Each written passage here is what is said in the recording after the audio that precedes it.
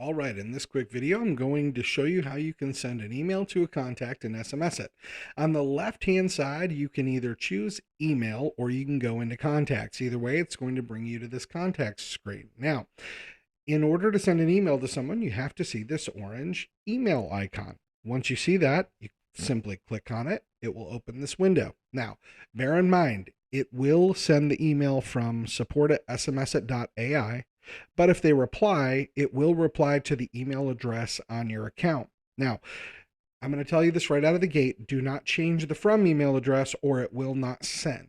If you change this from email address, you're going to get an error saying that it cannot send it. So you have to leave it like that.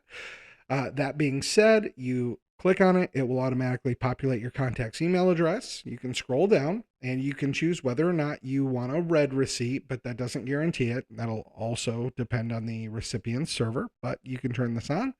That way, if you want to get notified of a read receipt, you can, assuming their server will send that notification. It's probably not that important to turn on.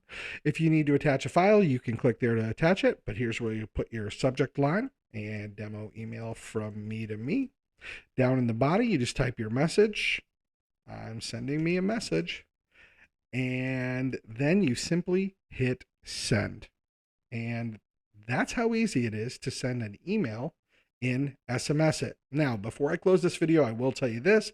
If you're utilizing an email marketing platform and sending things from your email marketing, most people are probably going to want to send those bulk emails out from their email marketing platform, because in that platform, it's going to show from your email address, and you can also send a bulk group emails. However, if you just want to send a one-off email from the SMS-it platform, this is a fast and easy way to be able to do it.